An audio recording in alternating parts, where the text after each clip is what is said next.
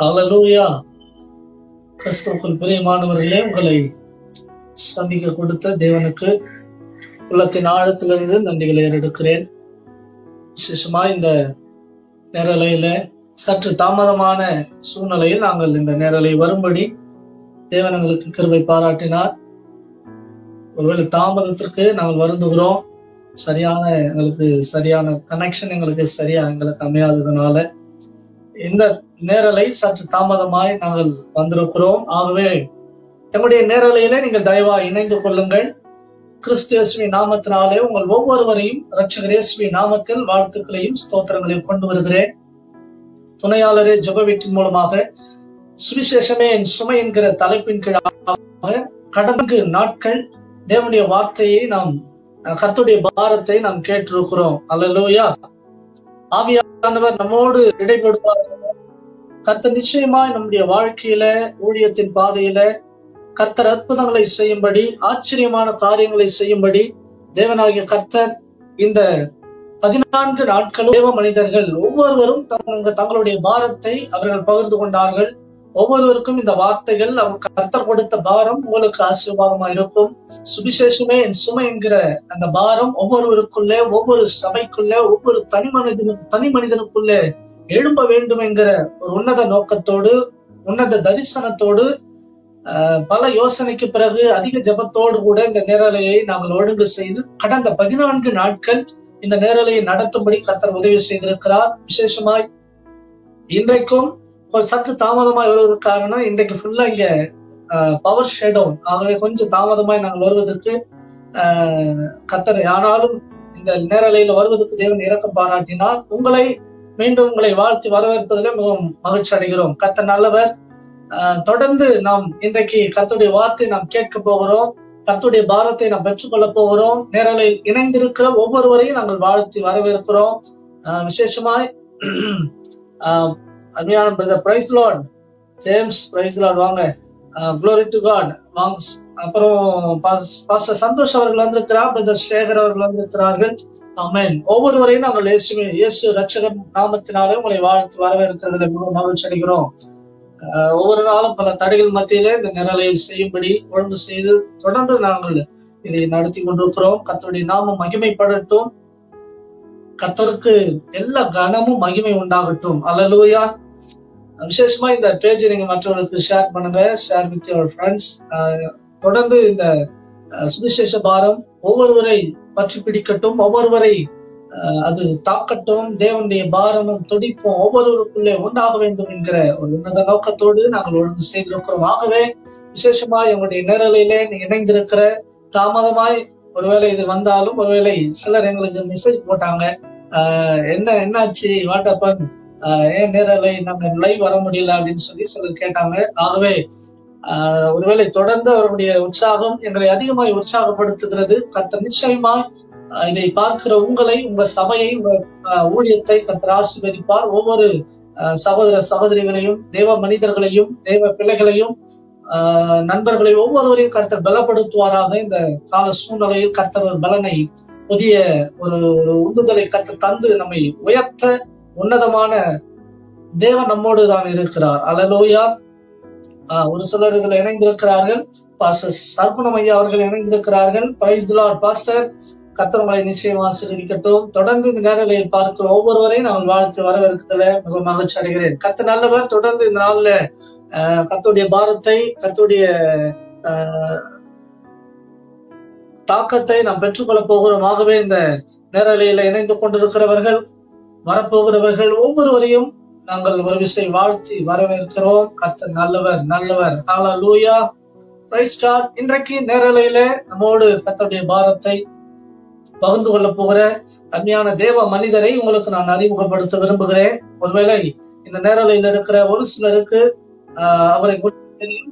பார்க்க போகிற ஒவ்வொரு நபருக்கும் ஒருவேளை அவர் தெரியாமல் இருந்தாலும் உங்களுக்காக நான் அவரை அறிமுகப்படுத்த விரும்புகிறேன். தினந்தோறும் ஒரு தேவ மனிதரை உங்களுக்கு அறிமுகப்படுத்தி கர்த்தருடைய பாரத்தை நாம் கேட்டுக்கொண்டு வருகிறோம். இன்றைக்கு அருமையான அன்பு அண்ணன், எனக்கு ரொம்ப நெருக்கமான ஒரு சகோதரன், தேவ மனுஷன், சுவிசேஷகர் கிதியோன் சதீஷ் கிதியோன் அவர்கள் நம்மோடு இணைந்திருக்கிறார்கள்.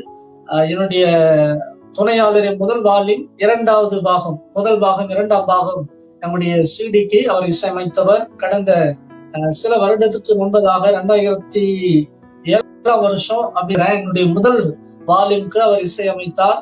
அதை தொடர்ந்து அடுத்த 2-3 ஆண்டுகளுக்கு பிறகு இரண்டாவது வால்யூம்க்கு என்னுடைய கருவறையில் என்கிற ஒரு நல்ல பாடல், அநேகருக்கு இந்த பாடல் ஆசீர்வாதமா இருக்கிறது. உலக தமிழ் பேசுகிற அத்தனை மக்களுக்கும் இந்த கருவறையில் என்னை அழைத்தது நீங்க தானப்பா என்கிற பாடல் அநேகருக்கு ஆசீர்வாதமா இருந்தது எண்ணி நான் கர்த்தருக்கு மகிமை செலுத்துகிறேன். விசேஷமாய் அவர் அந்த 2ஆம் வால்யூம் கருவறையில் என்ற பாடலுக்கு அவர் இசையமைத்த ஒரு இசையமைப்பாளர் மாத்திரமல்ல, ஒரு நல்ல சுவிசேஷகர், ஆராதனை வீரர், கர்த்தருடைய வார்த்தையை தெளிவாக பிரசங்கிக்க கூடியவர், சுவிசேஷ பாரம் உள்ளவர், அநேகருக்கு உதவி செய்கிற ஒரு நல்ல சகோதரன், அன்பு அண்ணன்.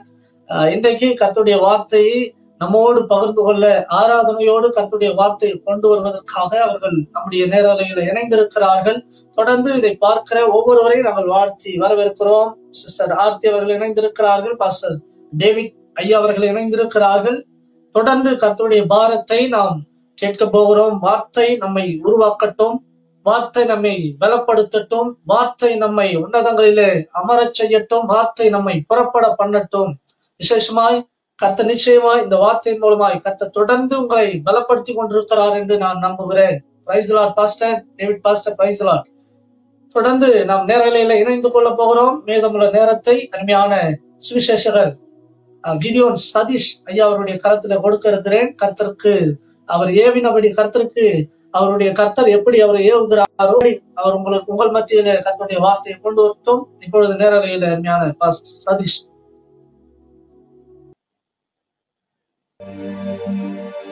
ஹல்லேலூயா. கர்த்தருடைய பரிசுத்த நாமத்துக்கு ஸ்தோத்திரம் உண்டாவதாக. உங்களை யாவரையும் அன்பான இயேசுவின் நாமத்திலே வாழ்த்தி வரவேற்கிறேன். இந்த அருமையான இந்த மாலை வேளையிலே உங்களை இந்த ஆன்லைன் மூலமாய் சந்திப்பதிலே மிகவும் மகிழ்ச்சி அடைகிறேன். சுவிசேஷமே என் சுமை என்ற இந்த நிகழ்ச்சியிலே வந்து கலந்து கொள்ளுகிற அனைவரையும் கர்த்தர் தாமே ஆசீர்வதிப்பாராக. இந்த நிகழ்ச்சியை நடத்தி கொண்டிருக்கிற பிரியமான தேவனுடைய ஊழியக்காரர் வேகன் தனசேகரருக்கும் மற்றும் அவருக்கு உறுதுணையா இருக்கிற ஒவ்வொரு ஊழியக்காரருக்கும் என்னுடைய நன்றியை வாழ்த்துதலை தெரிவித்துக் கொள்கிறேன். இப்போது நாம் நிகழ்ச்சிக்குள்ளாய் கடந்து செல்வோம். பிரியமான தேவஜனமே, நான் ஒரு பாடலை பாடப் போகிறேன். இது என்னுடைய கற்றுக் கொடுத்த ஒரு 3 நாளுக்கு முன்பாக தான் இந்த பாடலை கத்தர் கொடுத்தார்.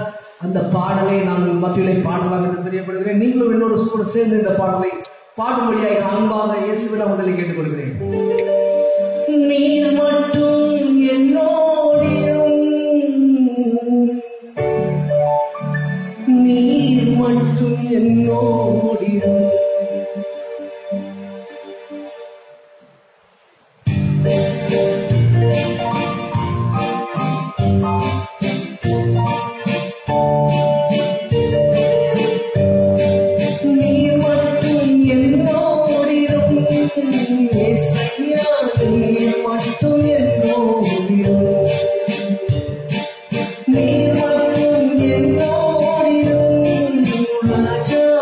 நீர் மட்டும்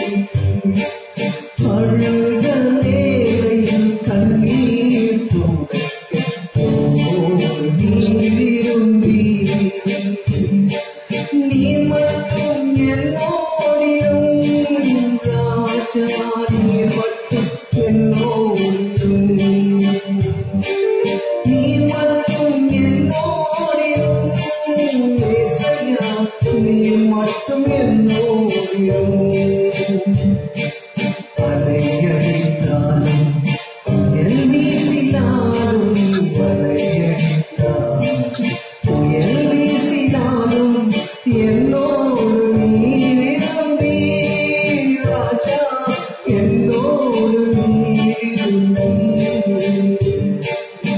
அல்லேலூயா. தள்ளாடி தள்ளாடி விழுந்தேன், கர்த்தர் என்னை தூக்கி விட்டீர். அல்லேலூயா. அதுக்கப்புறம் பாத்தீங்கன்னா, வழி தெரியாமல் பதறி நின்றேன், என்னோடு நீர் இருந்தீர். யாரும் இல்லாமல் நான் அழுத வேளையில் என்னோடு நீர் இருந்தீர். கரங்களால் என்னை அணைத்துக் கொண்டு என்னோடு நீர் இருந்தீர் சொல்லிட்டு இந்த பாடல் சொல்கிறது. எனவே அந்த பாடலோட 2வது சரணத்தை பாடுவோம்.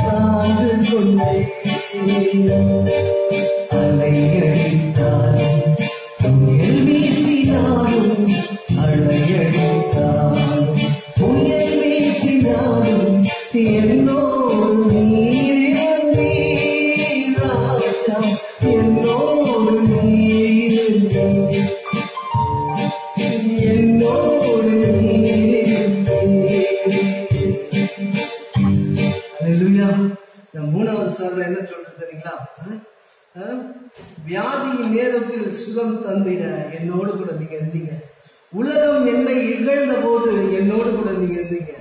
மலை போன்ற சோதனைகள் என்னோடு கூட எங்களோடு கூட எங்கள் மேல கடந்து வந்த பொழுது கர்த்தர் நீர் எங்களோடு கூட இருந்து, கர்த்தர் எனக்காய் யுத்தம் செய்து எனக்காய் என்னோடு கூட இருந்து. அல்லேலூயா.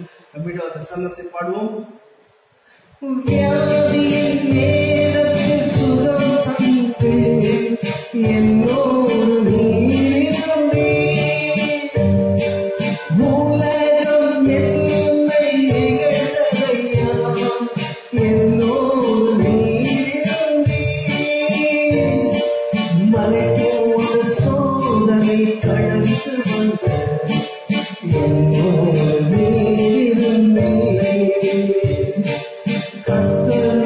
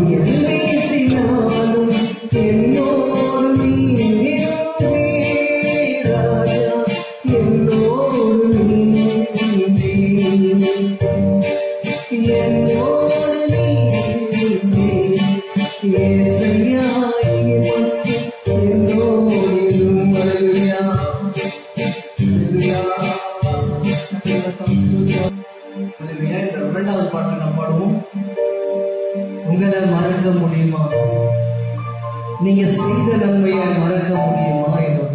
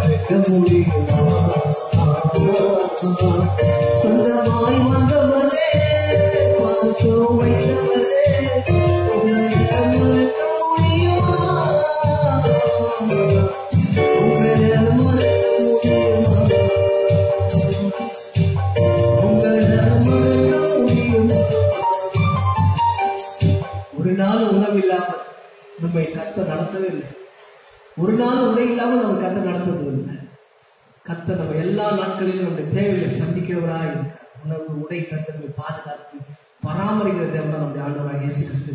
இந்த கொரோனா நாட்களிலே, கொரோனா காலகட்டங்களில் கூட கர்த்தர் நம்மை போஷிக்கிறார். வேலையெல்லாம் இல்லாம இருந்தா கூட கர்த்தர் நமக்கு ஆகாரத்தை கொடுக்கிறார். ஆண்டவருடைய வசனம் சொல்லுது, பறந்து பறக்கிற பட்சிகளை பார், அவைகளை நான் போஷிக்கிறேன், அவைகளை காட்டிலும் நீங்கள் விசேஷித்தவராக இருக்கிறீர்கள்.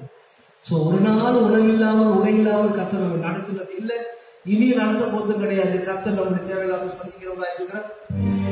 ஒரு நாளும் உணவின்றி உடையும் குறையின்றி இதுவரை நடத்தி வந்த தெய்வமே,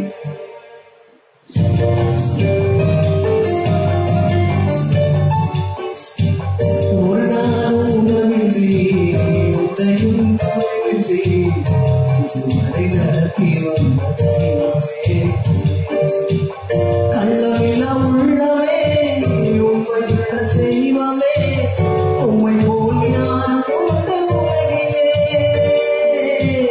கள்ளமில்லா உள்ளவே உம்மை விட தெய்வமே, உம்மை போல் யாரும் உண்டு உலகிலே, உயிரே உயிரே என் உயிரே உயிரே, உறவே உறவே என் கருத்து உறவே,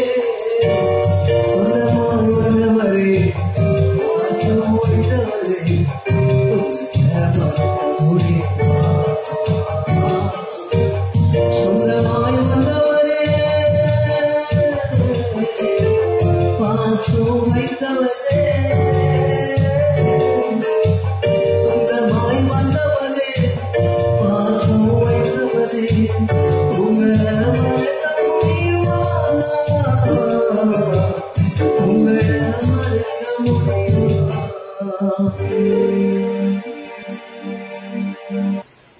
ஹல்லேலூயா. இந்த உலகத்துல பாத்தீங்கன்னா இந்த கொரோனா நாட்களில அநேக ஜனங்கள் கஷ்டப்பட்டு கொண்டு இருக்காங்க, திக்கற்றவர்களா இருக்கிறாங்க, உதவி செய்வதற்கு யாரும் இல்லை.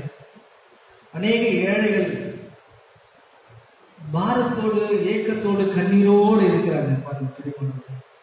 இப்படிப்பட்ட திக்கற்ற பிள்ளைகளுக்கு கர்த்தரே அவர்களுக்கு ஆதரவா இருக்கிறார், அவர்களுக்கு சகாயரா இருக்கிறார்.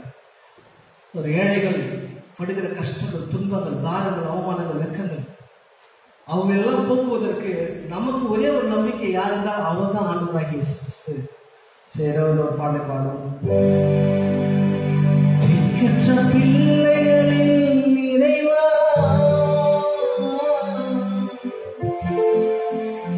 ஏழை நடுவுரலை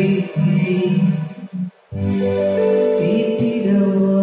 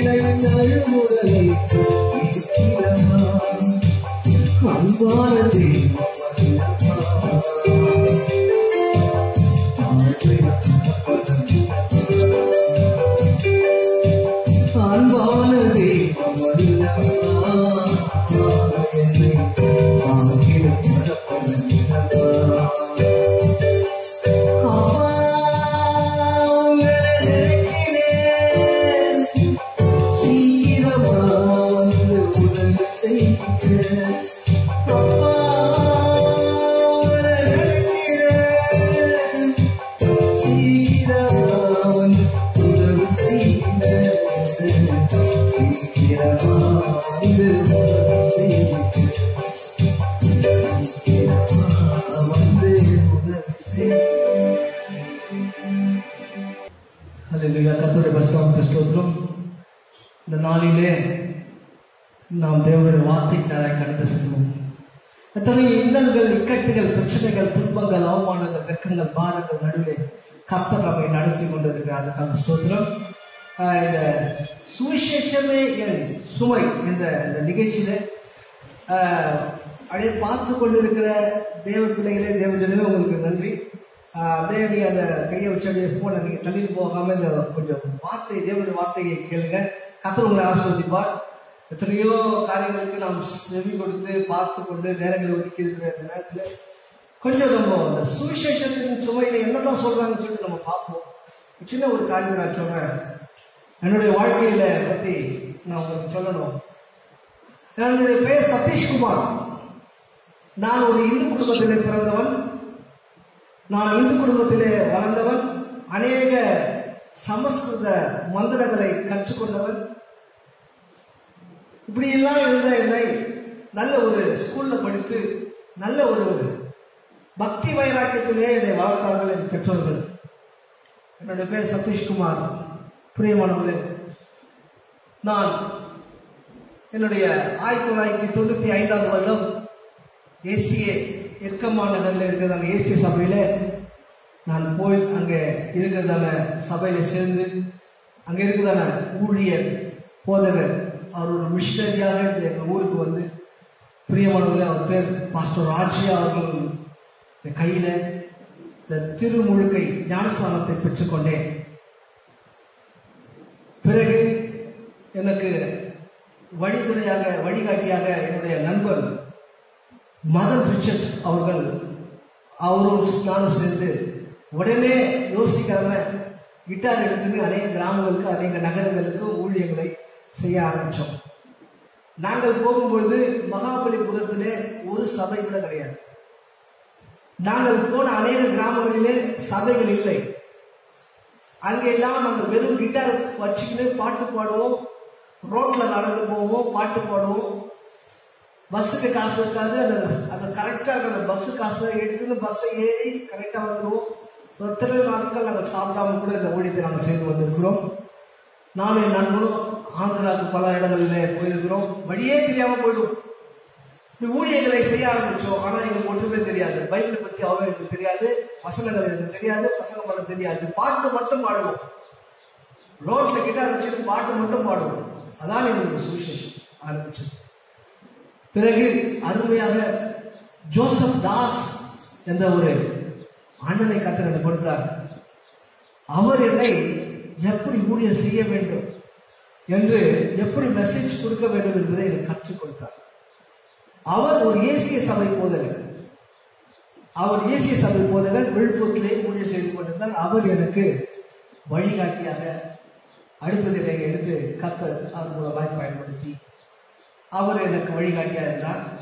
அவர் இப்பொழுது இல்லை. அவர் தேவனுடைய சன்னதியிலே ஆண்டவருடைய அந்த அவருடைய பரலோகத்திலே அவர் இருக்கிறார். பிரியமானவர்களே, அடுத்தது என்னுடைய ஊழியம் அப்படியாக வளர்ந்து கொண்டிருந்தது. அதுக்கு பிறகு காட்டுப்பள்ளி என்ற ஒரு கிராமத்திலே நான் ஊழியத்துக்கு போனேன். பாஸ்டர் சகரியா என்ற ஒரு ஊழியக்காரர்களுக்கு நான் அசிஸ்டண்டாக இருந்தேன். அப்பொழுதும் கொஞ்சம் கொஞ்சமாக தான் நம்ம மெசேஜ் கொடுக்க தெரியும். பிரியமானவர்களே, அந்த ஊர் எங்க வீட்டுல இருந்து பாத்தீங்கன்னா 33 கிலோமீட்டர் இருக்கு சரியாக. அப்போ ஒரு பெட்ரோலுடைய விலை லிட்டர் பாத்தீங்கன்னா 1 லிட்டருடைய விலை 35 ரூபாய். நான் போடும்போது 50 ரூபாய்க்கு போட்டேன்னா ஒரு வாரம் ஃபுல்லா ஓடி நிற்பேன். ஸ்கூட்டர் சட்டாக்க வச்சு ஓடி நிற்பேன். பாஸ்டர் பின்னாடி ஏற்றிக்கிட்டேன். என்னுடைய வேலை அதான். 33 கிலோமீட்டர் போவேன். ஒரு இடத்துல நிறுத்துவோம் வண்டியை. அதுக்கப்புறம் பாத்தீங்கன்னா ரோடு இருக்காது. அதுக்கப்புறம் 4 கிலோமீட்டர் மணலில் நடக்கணும். என் ஸ்கூட்டரை அது நிறுத்துவேன். நடந்து போய் அந்த ஊழியத்தை முடித்துட்டு வருவோம். வந்து பார்த்தா என்னுடைய ஸ்கூட்டர்களுடைய பின் டயரை பஞ்சர் பண்ணிட்டு இருப்போம். பஞ்சர் பண்ணிட்டுனா காற்று இறங்கி விட்டுருப்பாங்க. அதை தள்ளின்னு வருவேன். அதை தள்ளின்னு வரணும்னா 5 கிலோமீட்டர் இருக்குது. அத்திப்பட்டு புதிநகர் சொல்லி அந்த இடத்துக்கு வர்றதுக்கு 5 கிலோமீட்டர் அங்கிருந்து தள்ளின்னு வரணும். எப்படியோ இப்படியெல்லாம் கஷ்டப்பட்டு அவரிடத்துல ஒரு 10 வருஷம் அந்த ஊழியத்தில் இருந்தேன்.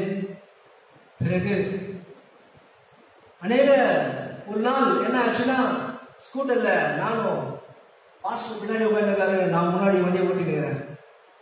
எனக்கு தெரிஞ்ச வண்டியில ஏதோ ஒன்று நடக்குது அப்படின்னு சொல்லிட்டு எனக்கு தெரிஞ்சு ஏதோ ஒன்று நடக்குது சொல்லிட்டு ஆண்டவர் சொல்றாரு, பிரேக் அடி பாடுறாரு. ஸ்பீடா ஓட்டிருக்கிறேன். எந்த ரோடுனா இந்த மணலி பைபாஸ் ஒன்று போட்டுருக்காங்க வீட்டுக்கு போறதுக்கு. மாதாவத்துல இருந்து அப்படியே போவோம். அந்த ரோடு ஸ்பீடா போயிருக்கிறேன். அந்த ரோட்ல போகும்போது என்ன ஆகுதுன்னா, பின்னாடி உட்காந்துருக்கோம். நான் முன்னாடி சீட்ல உட்காந்துக்கிறேன். அவர் பின்னாடி சட்டாக்கில் 2 சீட் இருக்கும், தனித்தனியா இருக்கும். 2 சீட்டுக்கு நடுவுல வண்டி அப்படியே உடையுது. வண்டி ஓடினீங்க ரெண்டு, முன்னாடி நான் போற பின்னாடி அவர் வர்றாரு. பிரியமானவர்களே, சுவிசேஷத்தின் பாரம்.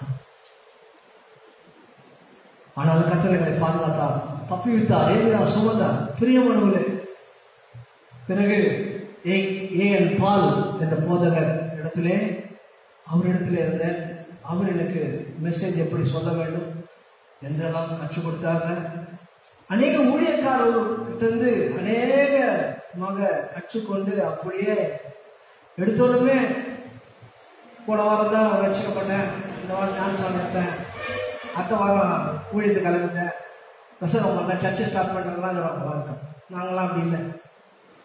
பாதத்துல உட்கார்ந்து கற்றுக்கொண்டு அதுக்கப்புறம் எழுப்பி ஊழியம் என்பது ஆண்டவராலே அழைக்கப்பட்டதா இருக்கிறது, கொடுக்கப்பட்டதா இருக்கிறது.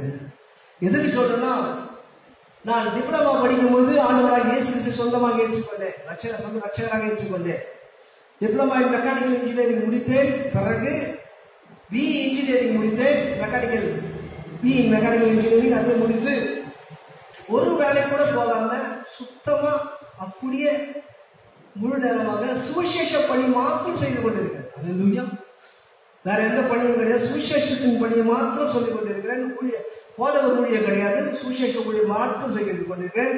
கர்த்தர் இந்த சுவிசேஷ ஊழியத்திலே கர்த்தர் அபிரிதமாக என்னை ஆசிரித்து என்னை உயர்த்திருக்கிறார்.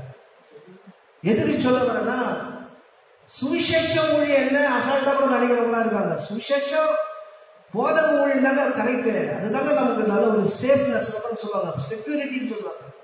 அழைத்தவர் உண்மை உள்ளவராக இருக்கிறாரு. நீ எந்த ஊழியம் செஞ்சாலும் கர்த்தர் நடத்த வல்லமை உள்ளவராக இருக்கிறாரு, கூப்பிட்டவர் அவரு. எனவே சுவிசேஷ ஊழியம் ஒரு பாரமான ஊழியம். அழைச்சாரு, 20 வருஷம் அழைச்சிருக்காரு. பிரியமான தேவாதி தேவன் என்னை நடத்தி கொண்டிருக்கிறார், இந்த ஊழியத்தில் எடுத்து என்னை பயன்படுத்தி கொண்டிருக்கிறார். எல்லாமே இருக்குது,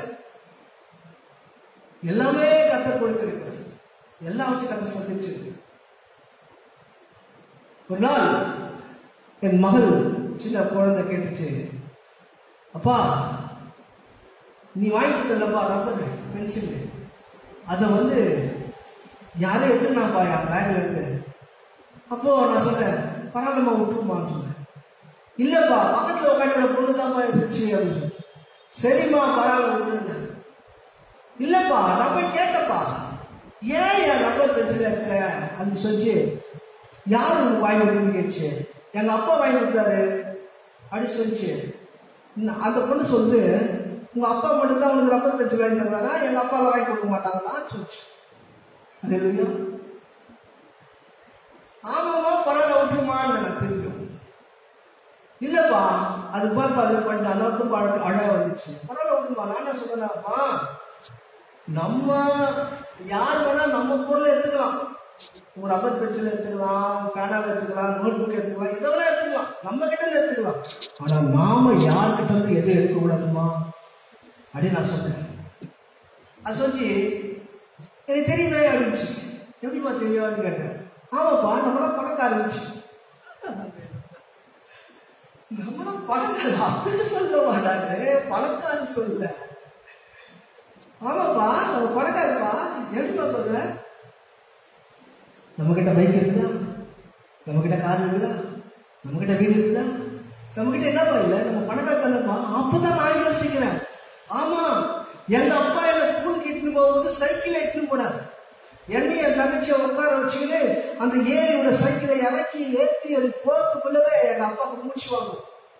ஆனா இன்னைக்கு கார்லயும் பைக்லயும் போயிட்டு இருக்கிறாங்க. கார் நல்லா தெரியல, எந்த ஒரு வேலையும் கிடையாது, இந்த சுவிசேஷ ஊழியம் மாத்திரமே செய்து கொண்டிருக்கிறேன். கர்த்தர் எங்களை ஆசீர்வதித்திருக்கிறார். அல்லேலூயா. பிரியமான ஊழியத்தை குறித்த தாகம் வாரம் அது உங்களுக்கு வர வேண்டும் என்ற நோக்கத்துக்காகத்தான் இந்த நிகழ்ச்சியை ஏற்பாடு பண்ணது. சுவிசேஷத்துல தேவனுக்காக உண்மையாக நீங்க அழைக்கப்படுங்க, நிச்சயமா கர்த்தர் உங்களை வழிநடத்துவார். தேவையெல்லாம் சந்திக்கும். சாதாரணமா நினைக்கிறாங்க சுவிசேஷங்களா அப்படின்னு சொல்லிட்டு.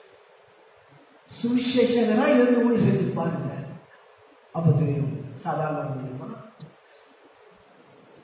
பிரியமானவங்க, சப்போர்ட்டுக்கு நிறைய பேர் வருவாங்க பாஸ்டர் ஊழியத்துல, ஆனா சுவிசேஷ ஊழியத்துல அப்படி கிடையாது. தேவன் மாத்திரமே சப்போர்ட்டா இருக்கிறார், தேவன் மாத்திரமே தாங்குகிறவராக இருக்கிறார், தேவன் மாத்திரமே அழைத்தவர் உண்மையிலவர் என்று ஒவ்வொரு நாளும் செய்து கொண்டிருக்கிறார். இந்த கொரோனா டைம்ல போதுமானதுக்கு அதிகமா கொடுத்திருக்கிறார். இதுல வாழ வைக்கிற தெய்வம். அல்லேலூயா. பிரியமானவர்களே, இதான் என்னுடைய முன்னுரை. இப்போ நாம தேவனுடைய வார்த்தை நாளை கடந்து செல்வோம். நான் சுருக்கமாக சொல்கிறேன். ஊழியம் என்றால் என்ன? ஊழிய பாரம் என்றால் என்ன? சுவிசேஷங்கள் என்றால் யார்? சுவிசேஷங்களை யார் கர்த்தர் அழைத்தார்? அவரை அழைக்கும் போது எந்த நோக்கத்துக்காக அழைத்தார்? யாரெல்லாம் அழைத்தார்? எப்படிப்பட்டவங்களா அழைச்சாரு? அவர் அழைத்த நோக்கம் என்ன சொல்லி நான் சுருக்கமாக சொல்லிட்டு நான் கடந்து போக பிரியப்படுகிறேன். எடுத்து வாசிப்போம். லூக்கா எழுதிய சுவிசேஷம் 10ஆம் அதிகாரத்திலே 1வது வசனத்துல இருந்து வாசிப்போம். 1வது வசனத்தை வாசிக்க முதல்ல ஒருத்தர் 1வது வசனம். இவைகளுக்கு பின்பு கர்த்தர் வேறொரு 70 பேரை நியமித்து தாம் போகும் சகல பட்டணங்களுக்கும் இடங்களுக்கும் அவர்களை தமக்கு முன்னே 2 பேராக அனுப்பினார். 2 பேரா அனுப்புறார். அல்லேலூயா. போகும்போது எத்தனை பேரா போக? ஊழியத்துக்கு 2 பேரா போக. சரி, பெரியவங்க கர்த்தர் என்ன பண்ணாரு? மொத்தம் அவருக்கு எத்தனை சீஷர்கள்? 12 சீஷர்கள். 12 சீஷர்கள் மாத்திரமல்ல, மேலும் 70 பேரை என்ன பண்ணாரா? நியமித்தார். He appointed, he selected and he appointed another 70 disciples. அவர் என்ன பண்ணாரா? கர்த்தர் 2ஆ பிரிச்சார். 2 பேர்னால மொத்தம் 35 பேர். 35 பேர் என்ன பண்ண? 35 திசையில அனுப்புகிறார், ஊழியத்துக்கு அனுப்புகிறார். அல்லேலூயா. ஊழிய சுவிசேஷங்களை கர்த்தர் நம்ம தமக்கிட்ட தெரிந்து கொண்டு அவர் ஊர்களுக்கு, நாடுகளுக்கும், கிராமங்களுக்கும், நகரங்களுக்கும் அனுப்பினார். சுவிசேஷங்கள் appointed by Jesus Christ. அல்லேலூயா. பவுல் வந்து பாஸ்டர்ஸ்ல அப்பாயிண்ட் பண்ணார். But Jesus appointed the evangelist. இயேசு கிறிஸ்து ஊழியக்காரரை சுவிசேஷங்களை அப்பாயிண்ட் பண்ணார். அல்லேலூயா. 2வது வசனத்தை வாசிக்கிறோம். அப்பொழுது அவர் அவர்களை நோக்கி, அறுப்பு மிகுதி, வேலையாட்களோ கொஞ்சம். சோ ஒரு ஆண்டவர் சொல்றாரு பாருங்க, வேலை என்னன்னு சொல்லி கொடுத்து அனுப்புறாரு. அதான் ஆண்டவர் பாருங்க. ஊழியன்னா என்னப்பா? அவருடைய பாரத்தை சொல்றாரு. ஒரு எஜமான், ஒரு கம்பெனி ஓனரு எப்படி அந்த வேலைக்காக அந்த ஊழியக்காரரை எப்படி தகுதிப்படுத்துவாரோ அதே போல ஆண்டவர் என்ன பண்றாரு? சொல்லி கொடுக்குறாருப்பா. கொஞ்சம் சோகமா நினைச்சு பாருங்க இந்த வசனத்தை. அப்படியே அவர்களை நோக்கி, அறுப்பு மிகுதி, ஆட்களோ குறைவு.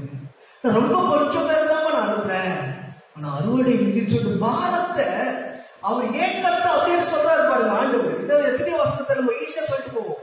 அறுவடை மிகுதி, ஆட்களோ குறைவு சொல்லிட்டு ரப்பா கூட சொல்லிட்டு போவோம். ஆனா ஆண்டவர் அந்த பாரத்துல சொல்லல. அதை காட்டிலும் கண்ணீரோடு வேதனையோடு ஒரு பாரத்தை கொடுக்கிறார் அந்த ஊழியக்காரனுக்கு.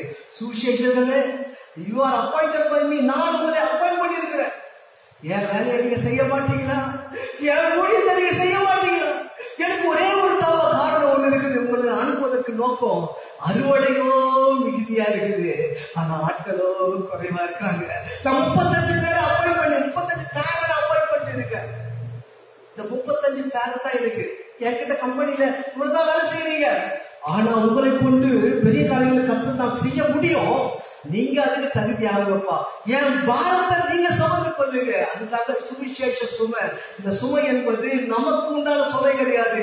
இந்த சுவிசேஷம் என்பது ஆண்டவருடைய சுமையை நம்ம மேல வைத்து அவர் அனுப்புகிறார். அவர் அனுப்புகிறார். இயேசு சுவிசேஷ பாரத்தை நம்ம மீது கொடுத்து அனுப்புகிறார். என்ன சொல்லி அனுப்புகிறார்னா, அறுவடையோ மிகுதி, ஆட்களோ குறைவு. எஜமான் தமது அறுப்புக்கு வேலையாட்களை அனுப்பும்படி அவரை வேண்டிக் கொள்ளுங்கள். அல்லேலூயா. அப்புறம் பாருங்க, இன்னொன்னு சொல்றாரு பாருங்க, புறப்பட்டு போங்கள். 2வது ஒரு கொடுக்கிறார். எப்படி இன்ஸ்ட்ரக்ஷன்ஸ் கொடுக்கிறார்? புறப்பட்டு போங்கள், ஆட்டுக்குட்டிகளை ஓநாய்க்குள்ள அனுப்புவது போல இன்னொரு இன்ஸ்ட்ரக்ஷன் கொடுக்கிறார். Be careful. சோ ஆண்டவர் சொல்றாரு. 2வது பாருங்க, சும்மா சொல்லி அனுப்பல. பாப்பா ஒரு எதிர்ப்பா அது புஷ்டு வா, என்ன பிரச்சனை எல்லாம் சொல்ல மாட்டாங்க. இப்போ ஆண்டவர் சொல்றாரு, பிரச்சனைகளே சொல்றாரு. நீங்கள் யார்? You are a lamb. நீங்கள் ஆட்டுக்குட்டி, சின்ன ஆட்டுக்குட்டி, வெகுளித்தனமா இருக்கிறது ஒண்ணுமே தெரியாத ஆட்டுக்குட்டி. நீங்க ஆண்டுகிட்ட வேலை செஞ்ச அந்த ஊழியக்காரங்க பெரிய பலவானலாம் கிடையாதுங்க. பலவானதான் ஆண்டு ஆண்டு சொல்றாரு, நீங்க ஒரு சின்ன லேம்பு, ரொம்ப சின்ன ஆட்டுக்குட்டி. நான் உங்களை எங்க அனுப்புறேன்னா ஓநாய்களுக்குள்ளே அனுப்புகிறேன். ஓநாய்கள்னா அது கண்ணிங், தந்திரம் உள்ளது, மிருக குணம் படைத்தது. அப்படிப்பட்ட இடத்துலதான் கத்த சொல்றாரு, உன்னை நான் அனுப்புற இடம் எது தெரியுமா? ஓநாய்களுக்குள்ளே அனுப்புகிறேன். ஆண்டவர் நம்மளை ஏமாத்தவே மாட்டாங்க, கரெக்டா சொல்லி சொல்லி அனுப்புறாரு. எல்லா வசனத்துக்கும் கரெக்டா ஆண்டவர் எல்லாத்தையும் கரெக்டா பேசிக்காரு பாருங்க. நீங்க ஒரு லேம்பு, நீங்க ஆட்டுக்குட்டி, ஆனாலும் நீங்க அங்க போற இடம் வந்து பாத்தீங்கன்னா ஓநாய்களுக்குள்ளே போகிறீர்கள். அல்லேலூயா அப்படின்னு சொல்லிட்டு ஆண்டவர் சொல்றாரு, இதோ நான் உங்களை அனுப்புகிறேன். I am sending you. நான் தான் உங்களை அனுப்புகிறேன். அப்படின்னா என்ன அர்த்தம்? நான் தான் எல்லா பொறுப்பு என்று அர்த்தம். அல்லேலூயா. நான் அனுப்புகிறேன் என்றால் நான் தான் பொறுப்பு. 4வது வசனத்தை வாசி. மனப்பையையும் பாருங்க, ஆண்டவர் சொல்றாரு, போறீங்க, ஓகே, என்னென்னலாம் எடுத்துட்டு போக கூடாது லிஸ்ட் கொடுக்குறாரு. ஊழியத்துக்கு ஒரு சுவிசேஷம் செய்யறதுக்கு நம்ம போகும்போது எதெல்லாம் எடுத்துக்கொண்டு போக வேண்டும், எடுத்துக்கொள்ள கூடாது என்று ஆண்டவர் தெளிவாக சொல்கிறார். பணப்பையே, சாமான் பை போதுங்க. பணப்பை, பணப்பையில பர்ஸ், பேகு, இதெல்லாம் பேக்ல போட்டு போறோம்ல, அதெல்லாம் எடுத்துட்டு போக கூடாது. பர்ஸ் எடுத்துட்டு போக கூடாது. இங்கிலீஷ்ல வந்து purse, it is written as a purse. தமிழ்ல வந்து பணப்பை, இங்க பர்ஸ் எழுதப்பட்டிருக்கிறது. அதுக்கப்புறம் வந்து சாமான். இந்த நார்த் இந்தியாவில இருந்து வருவாங்க பாருங்க, நார்த் இந்தியாவில இருந்து வந்து கொண்டிருப்பாரு, லாரியில வருவாங்க. லாரியில வரும்போது என்ன பண்ணுவாங்கன்னா, அப்படியே ஒரு இடத்துல ராஜஸ்தான்ல இருந்து தமிழ்நாட்டுக்கு வராங்கன்னா ஒரு இடத்துல நடுவில் ஒரு லாரி நிறுத்திட்டு அங்கே சாப்பாடு செஞ்சு சாப்பிட்டுட்டு திரும்பி போயிட்டா கழிச்சு சாப்பாடு செஞ்சு சாப்பிடுவாங்க. ஓரமா வச்சு என்ன பண்ணுவாங்க, அவங்களே பசைவாங்க, ரொட்டியை பசைஞ்சு அப்படியே மாவு போட்டு. ஏன்னா அவங்களுடைய வேலை இல்லைன்னா இங்கேருந்து தமிழ்நாட்டுக்கு போகணும். போகிறதுக்கு அவன் சாமான் பைய எடுத்துக்கொண்டு போவான், கேஸ் ஸ்டவ் எடுத்துட்டு போவான், இதெல்லாம் எடுத்துட்டு போவான். ஆனா ஆண்டவர் சொல்ற சுவிசேஷ ஊழியம்னா என்னன்னா, நீ எடுத்துட்டு போவாதப்பா, உனக்கு எல்லாம் தருவாங்க.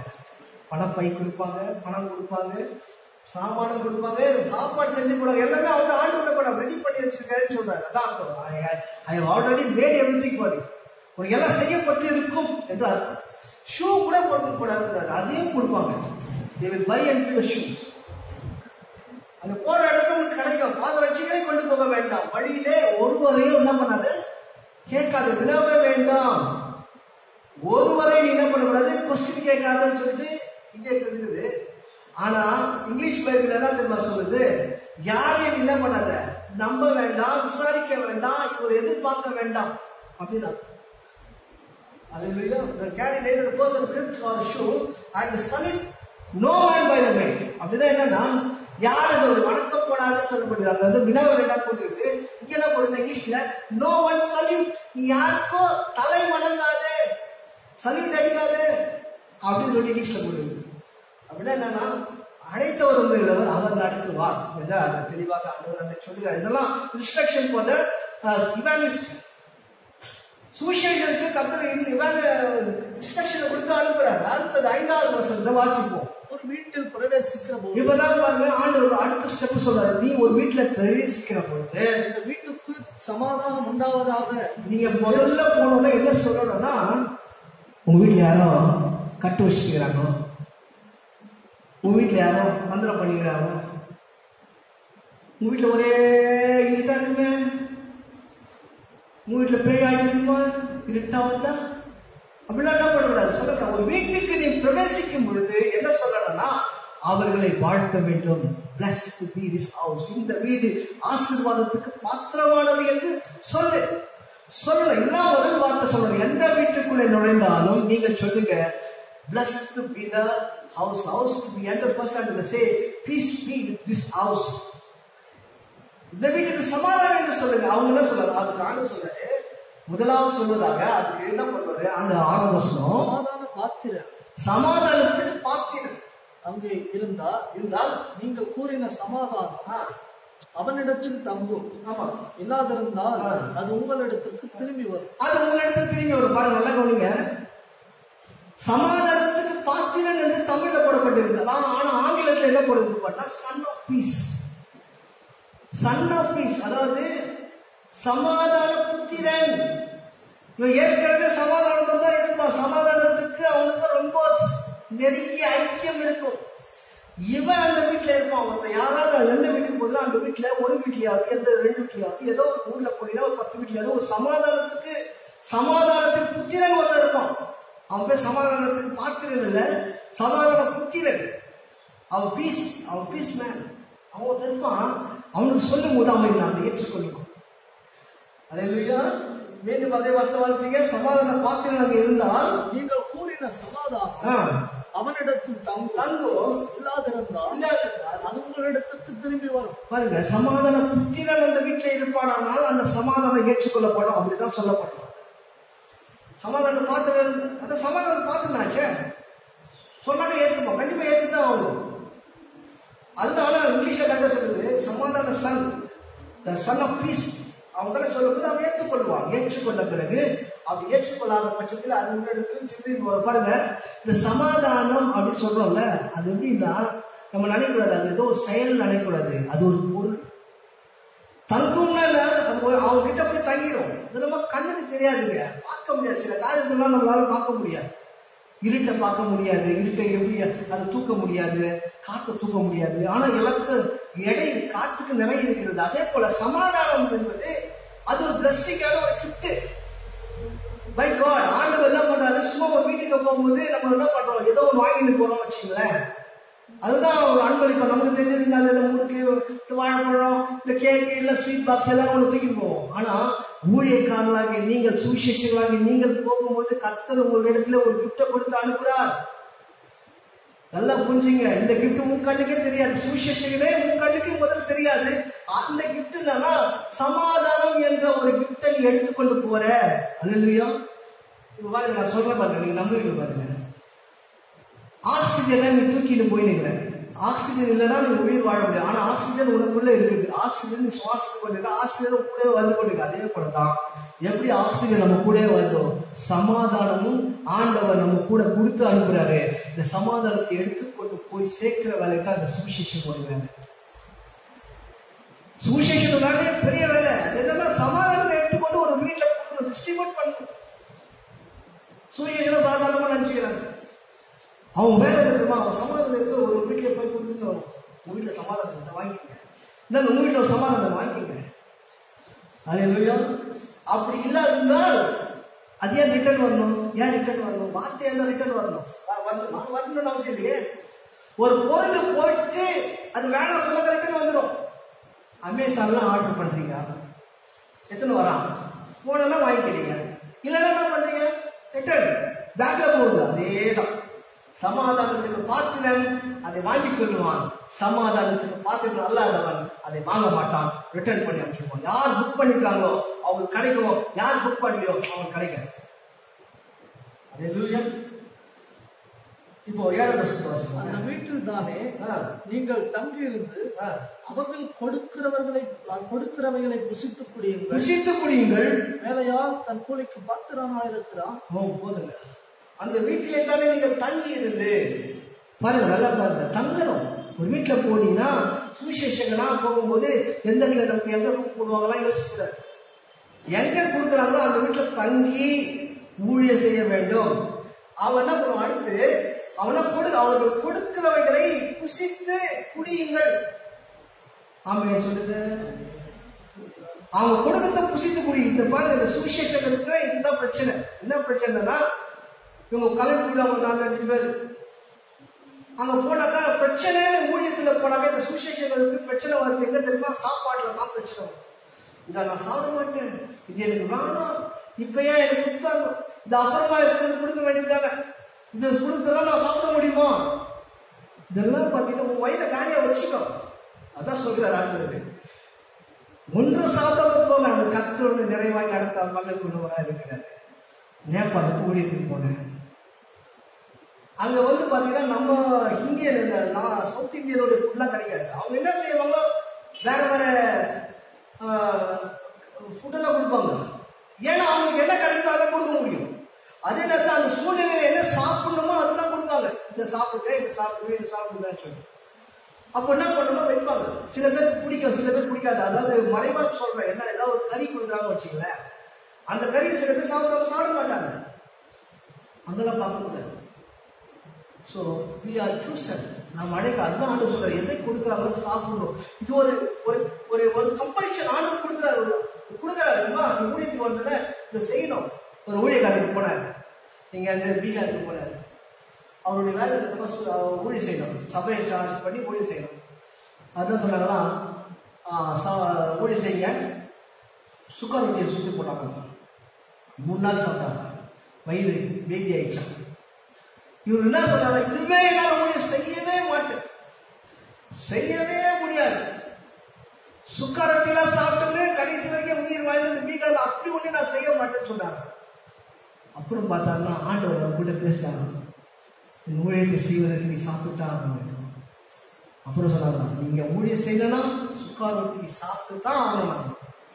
இப்பொழுது அவர் சுக்கா ரொட்டி மாத்திரமே சாப்பிட்டு கொண்டு ஊழியத்தை செய்து கொண்டிருக்கிறார். ஊழியத்துக்காக சாப்பிடுற பொருளை காரணம் காட்டக்கூடாது. அதுதான் ஆண்டவர் சுவிசேஷம் ஊழியர் அனுப்புறாரு.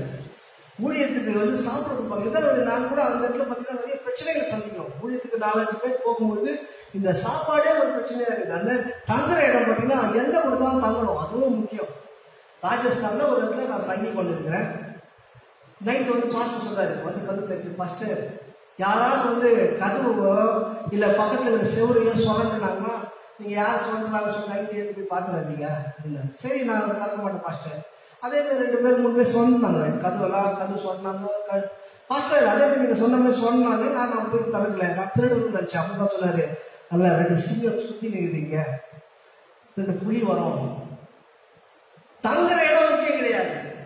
அப்புறம் வெஸ்ட் பெங்காலுக்கு பங்களாதேஷ் பக்கத்துல ஊழியத்துக்கு போய் அங்க தங்க சொல்றாங்க, பிரதர் ஒரே சவுண்டா இருக்கும், நைட்ல ஜனங்கள்லாம் கட்டுவாங்க, அப்புறம் சவுண்டா இருக்கும், ஒரே கலையில உடையிற மாதிரி இருக்கும், தயவுசெய்து வெளியே வந்துடாதீங்க. நான் அதே மாதிரி தூங்கி நிற்கிறேன். நல்லா தூங்கி இருந்தாலும் ஜனங்களாம் ஓட கத்துறாங்க, ஒரே சவுண்டா இருக்கு. என்னன்னு கேட்டா அடுத்த நாள் சொல்றாரு, பாஸ்டர் ஏன் கூட்டமா வந்துச்சு. சோ ஊழியத்துல போகும்பொழுது ஆண்டவர் எங்க கொடுக்குறாங்க, தங்க கத்தர் பாதுகாப்பா அவருடைய ஜெயலா சந்திப்பார். பிரியமானது, திருத்தணியில இருந்து திருப்பதி போற ஹைவேல ஒரு நாள் நடந்து போய் கொண்டிருந்தேன். ஊழியத்தை முடித்து நடந்து போற கீழே பாத்தீங்கன்னா திடீர்னு ஆண்டவர் சொல்ல இருட்டு நிக்கிறது பாக்குறேன், ஏதோ ஒன்று நவுந்து போகுது. என்னன்னு பார்த்தாக்கா இவ்வளவு பெரிய நண்டு தருது. ஆனா பக்கத்துல நானே ரொம்ப ஸ்லோவா நடந்து போவேன், அதை காட்டில அது ஸ்லோவா ஒரு ஸ்டெப்பா வச்சு போயிட்டு. திருவண்ணாமலையில ஊழிய செய்து கொண்டிருக்கிறேன். ரொம்ப கால் வலி சொல்லி ஒரு வரப்பு மேல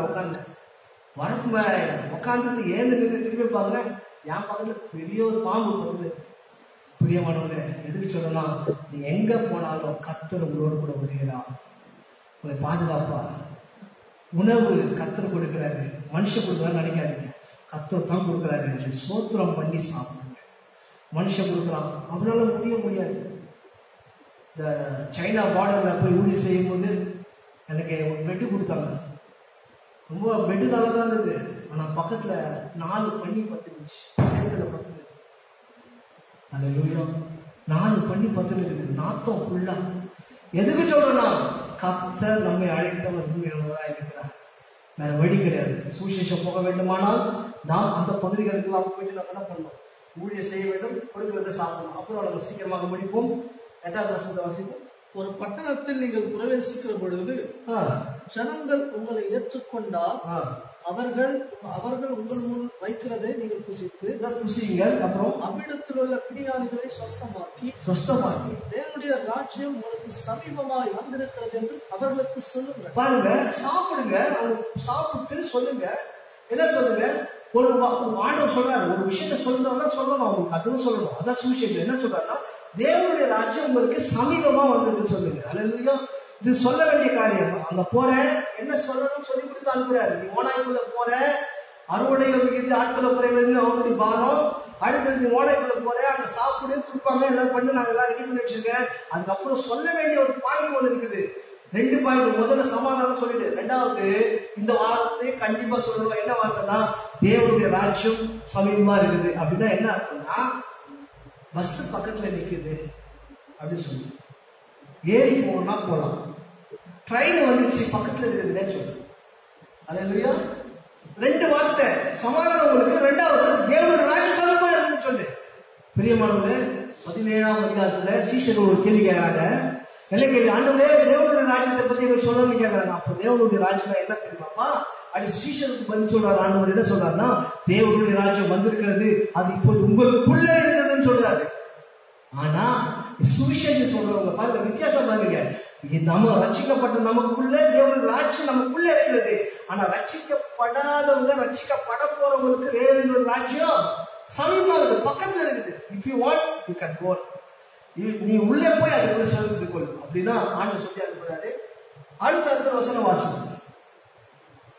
யாதொரு பட்டணத்தில் நீங்கள் பிரவேசிக்கிற பொழுது ஜனங்கள் உங்களை ஏற்றுக்கொள்ளாவிட்டால் அது வீதிகளிலே நீங்கள் போய் எங்களில் ஒட்டின உங்கள் பட்டணத்தையும் உங்களுக்கு விரோதமாய் துடைத்து போடுகிறோம்.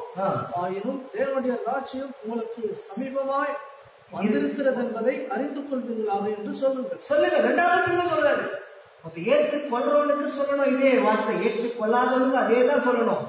ரெண்டு பார்க்க ஒரே ஆண்டவர் சொல்றாரு, ஒரே விஷயத்த ரெண்டு பேருக்கு சொல்றாரு. ஏற்றுக்கொள்றவனுக்கு சொல்லு, தேவனுடைய ராஜ்யம் சமீபமா இருக்குது. ஏற்று கொள்ளாதவனுக்கு சொல்லு, தேவனுடைய ராஜ்யம் சமீபமா இருக்குது. எப்பா பஸ் வந்துருச்சு, ஏறக்குறையா ஏறு.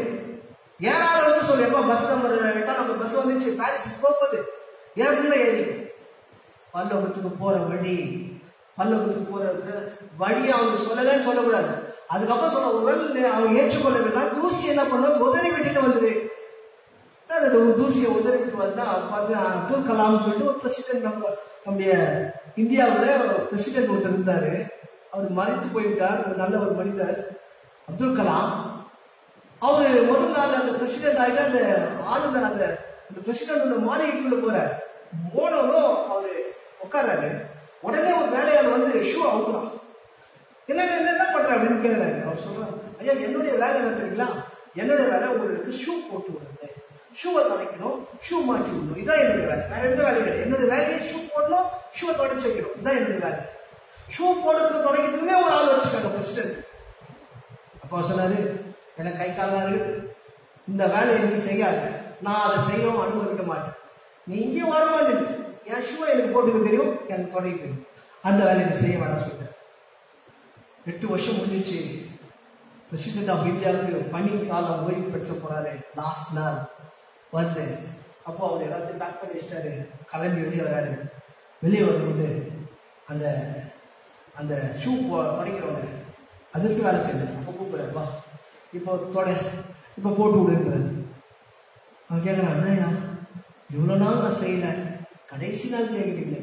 இப்போ சொன்னாரா, இந்த பிரசிடென்டுடைய ஹவுஸ்ல இருந்து நான் வெளியே போறேன், மொத்த கூட என்னை பத்தி கேள்வி கேட்கக்கூடாது, தூச கூட எடுத்துட்டு போக கூடாது. நான் இந்த இடத்துல இருக்கிற எல்லா பொருளையும் தூச கூட என்ன பண்ணு, அதை நீயே தொடச்சி எடுத்துரு, தூச கூட நான் எடுத்துட்டு போக மாட்டேன் அப்படின்னு சொல்லிட்டு அவன் சொன்னான்.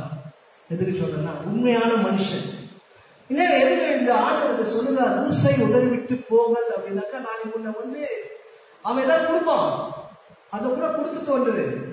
ஏற்றுக்கொள்ளாத இடத்துல எதுவும் பெற்றுக்கொள்ளாத, மாறுமானான உள்ள சந்ததிக்கு நீ விலகிடு. ரட்சிக்கப்படாத இடத்துல எதுவும் கேட்டு வாங்கக்கூடாது. சுவிசேஷத்தினுடைய அடுத்த கடமை ஆண்டவர் தான் சொல்றார், ரட்சிக்கப்பட்டவங்க இடத்துல மாத்திரம் கேளு. இங்க அரசியல்வாதிகள்லாம் வராங்க, ரட்சிக்கப்படாதவங்க உடனே கூட்டம் வச்சிடறாங்க. பாஸ்டர் ஃபெலோஷிப் மீட்டிங் நடக்குது, ஏமா உன்ன ரட்சிக்கப்படல, அவங்களே எதாவது வாங்குறேன். ஆண்டவர் தான் சொன்னாரா, அவன் ஏற்றுக்கொள்ளு, சமாதானத்துக்கு பார்த்தோம்னா ஏற்றுக்கொள்ள, அவன் சுவிசேஷத்தை சொல்லு, தேவனோட ராஜ்ய சமாதானம் சொல்லு. அந்நியர்கள் கொடுக்கிறத வாங்கக்கூடாது, தூசியை உதறி விடு. இதுவே ஒரு தொழிலை வச்சு இருக்கிறவங்க நிறைய பேர் இருக்காங்க. ஆண்டவர் சொல்ல, தூசி கூட வேணாம், ஒரு தூசு சாதாரண தூசு, அவன் வீட்டுல இருக்க தூசை கூட உதறிட்டு போ. ஊழியம் என்பது கர்த்தர் கொடுக்கிற பர்ஃபெக்டான ஒரு விஷன், பர்ஃபெக்டான காரியத்தை கர்த்தர் சொல்லி கொடுக்கிறார். எது யார்கிட்ட வாங்கணும், யார்கிட்ட வாங்கக்கூடாது. ஒரு சாதாரண ஏழை விசுவாசி வீட்டை போய் சாதாரண சாப்பாடு கூட சாப்பிடுறது, கஞ்சி கூட குடிச்சிட்டு உட்கார்ந்து வாழ்ந்தது. ஆனா ஒரு ரட்சிக்கப்படாத வீட்டுல ஒரு துரும்பையும் எடுக்காத, ஒரு தூச கூட எடுக்காத. கர்த்தர் தான் சொல்லி கொடுக்கிறார். வீட்டுல தூச உதறி விட்டுவான், நாளைக்கு சொல்லுவான், சொல்லி காட்டுவான். நான் இந்த பாஸ்டர் இதெல்லாம் செய்திருக்கேன், இந்த ஊழியக்காரர்கள் செய்திருக்க சொல்லுவான். அவன் ரட்சிக்கப்படாம இருப்பான். கடைசியில அவன் வந்து பரவராஜத்துக்கு வரமாட்டான். அவன் கேள்வி கேட்கும், இந்த பாஸ்டர் வந்தாரு இதெல்லாம் வாங்கிட்டு போனாரு, இந்த ஊழியக்காரர் வந்தாரு இதெல்லாம் செய்தாரு அப்படின்னு சொல்லக்கூடாது. தூசை உதறி விட்டு வா. ஆனா சொல்ல வேண்டியதை சொல்லு. என்ன சொல்லணும், தேவனுடைய ராஜ்யம் சமீபமா இருக்குது, பர்ஃபெக்டா சொல்லிடுவான். உன் வேலை சுவிசேஷனுடைய வேலை. அல்லேலூயா. அடுத்த வாசகம். இந்த பட்டணத்துக்கு நேரிடுவதை பார்க்கிறோம், அந்த நாளிலே சோதோம் நாட்டுக்கு நேரிடுவது லகுவா இருக்கும் என்று உங்களுக்கு சொல்கிறேன். இதுக்கு அதுக்கப்புறம் பாத்தீங்கன்னா ஆண்டவர் பாத்தீங்கன்னா அந்த ரட்சிக்கப்படாதவருடைய நாடுகளுக்கும் ரட்சிக்கப்பட்ட நாடுகளுக்கும் இப்படிதான் ஆண்டவரப்படாது. கோரேசு பட்டணமே உனக்கு கையோ, பெத்த சாய்தாவே உனக்கு கையோன்னா, கோரேசு பட்டணம் பெத்த சாய்தாலாம் பாத்தீங்கன்னா ஆண்டவர் ஏற்றுக்கொண்ட ஜனங்கள் வாழ்கிற பட்டணம். அவனுக்கு நேர்ந்ததுக்காக சீதோனுக்கு செய்யப்பட்டதுனால அப்போது ரெட்டுடுக்கி சாமியில உட்கார்ந்து மனதுக்கு சீதோன் என்னன்னா, சீதோன் வந்து பாத்தீங்கன்னா ரட்சிக்கப்படாத ஒரு பட்டணம். ஆனா பெத்தசாயிலா வந்து பாத்தீங்கன்னா ரட்சிக்கப்பட்ட ஒரு பட்டணம். ஆனா அந்த சீதோன் பாத்தீங்கன்னா ஒருவேளை இந்த ஊழியக்காரங்க எல்லாம் போயிட்டு சீதோன்ல ஊழிய செஞ்சாக்கா உடனே எப்படி என்ன பண்ணிருப்பாங்க, அவங்களாம் ரெட்டு ஊத்தி சாப்பிட உட்கார்ந்து ஆண்டவரை ஏற்றுக்கொண்டு இருப்பாங்க. அப்படிப்பட்ட காரியங்களா இருப்பாங்க. இனி பெரிய பெரிய பட்டணங்களா இருக்கு. நாங்க தான் இயேசுவை ஆராதிக்கிறோம், அவரை உயர்த்துக்கணும் சொல்றவங்களா இருக்கிறாங்க. அதுக்கெல்லாம் ஆண்டு சொல்றாரு, எப்பா அதெல்லாம் நம்பாத, பாவமான பட்டணங்கள்லாம் நிறைய இருக்குது, அதுக்கு நேரிடுவதை காட்டணும். இந்த பாவமான பட்டணங்கள் நேரிடுவது லகுவா இருக்கும் கதை சொல்றாரு. இது பாத்தீங்கன்னா நியாயத்தை பத்தி சொல்றாரு ஆண்டு. உயர்த்தப்பட்ட கப்பலுக்குமே நீ பாதகப்பட்டு தாழ்த்தப்படுவாய். இதெல்லாம் பாத்தீங்கன்னா அதெல்லாம் விசுவாசிகளை பற்றி சொல்லப்படுது. பாருங்க அடுத்தது 16ஆம் வசனத்தை வாசிங்க. உங்களுக்கு செவி கொடுக்கிறவன் எனக்கு செவி கொடுக்கிறான், உங்களுக்கு செவி கொடுக்கிறவன் எனக்கு செவி கொடுக்கிறான், உங்களை அசட்டை பண்ணுகிறவன் என்னை அசட்டை பண்ணுகிறான், உங்களை அசட்டை பண்ணுகிறவன் என்னை அசட்டை பண்ணுகிறான், என்னை அசட்டை பண்ணுகிறவன் என்னை அனுப்பினவரை அசட்டை பண்ணுகிறான் என்றார். இந்த கனெக்ஷன் பாத்தீங்களா? உன்னை உனக்கு செவி கொடுக்கிறவன், அதாவது நான் ஊழியக்காரன், நான் போய் ஒருத்தர் சொல்றேன், அவங்க எனக்கு செவி கொடுத்தா என்னை அசட்டை பண்ணல, என் வார்த்தைகளை ஏற்றுக்கொள்கிறார்கள்.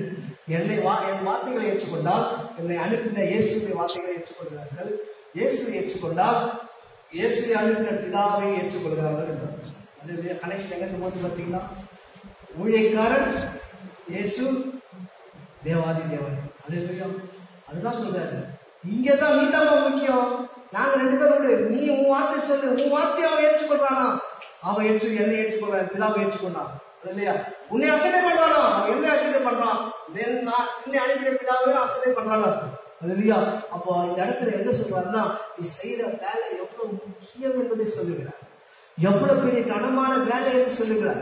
இந்த கனெக்ஷன் எங்க இருக்குதுன்னா பாத்தீங்கன்னா, சாதாரண ஒரு ஒர்க்கர் இருப்பான், அவனுக்கு மேல ஒரு சூப்பர்வைசர் இருப்பான், அவனுக்கு மேல ஒரு டைரக்டர் இருப்பான், அவன் மேல ஒரு சேர்மன் இருப்பான். அப்படியே அந்த மாதிரியான வேலை கிடையாது. இது எப்படின்னா டைரக்டா ஆண்டவருக்கே கனெக்ஷன் ஆகுது.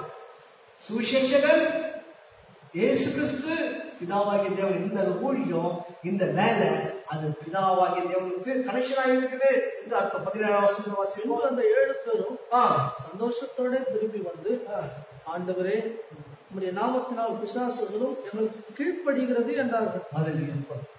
இப்ப பாத்தீங்கன்னா 70 பேர் என்ன பண்ணாங்க, போனாங்க, நல்ல ஊழியம் செஞ்சாங்க, ஆண்டவர் சொன்னதை செய்துட்டு வந்து சொன்னாங்க, ஆண்டவரே உங்களுடைய நாமத்தினாலே பிசாசுகள் எங்களுக்கு கீழ்படின்னு சொல்லி ரொம்ப சந்தோஷப்பட்டாங்க.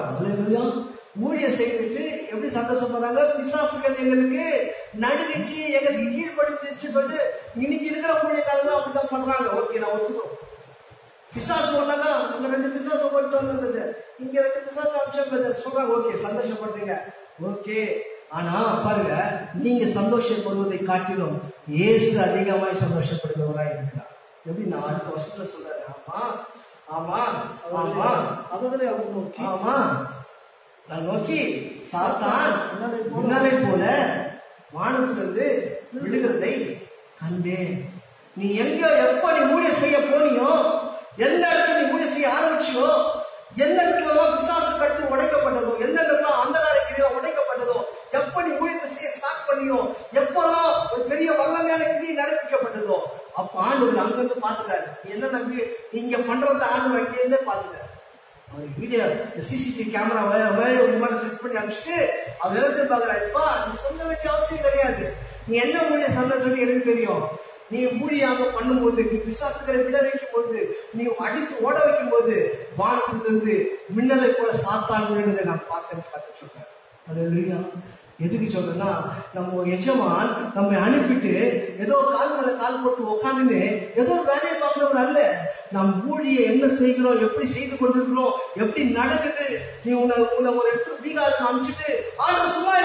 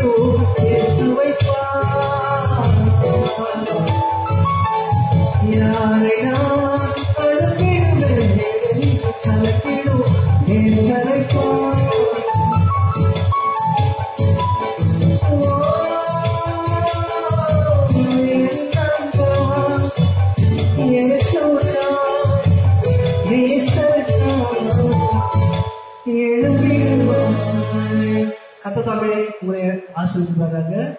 கண்களை மூடி நாம் ஜெபம் பண்ணுவோம். எங்களை அனுமதி மனசு நடத்தக்கூடிய சுவிசேஷம் என் சுமை என்ற தலைப்புல எங்களோடு கூட பேசின உங்களுக்கு வார்த்தைக்காக நன்றி கர்த்தாவே. எனக்கு இன்னும் பலத்தை கொடுத்திருக்கேன். இன்னும் ஆண்டவரே ஊழியத்தில் இன்னும் உற்சாகமாக நாங்கள் செயல்பட வேண்டும் என்பதை கற்றுக் கொடுத்திருக்காங்க. நன்றி கர்த்தாவே.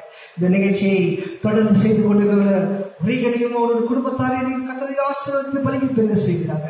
அவருக்கு உறுதுணையாக இருக்கிற எல்லா ஊழியர்களும் ஆசீர்வதிக்கிறாங்க. இந்த 18 நாட்களாக ஒவ்வொரு நாளும் ஒவ்வொரு வார்த்தைகளை கொண்டு வந்திருக்க ஊழியர்களுடைய குடும்பங்களை ஆசீர்வதித்து பலிக்கு பெருக செய்கிறார்கள். இப்போது இருக்கிறதை காட்டிலும் 1000 மடங்கு ஆசீர்வாதமும் நன்மை கிருபையும் தொடர்ந்து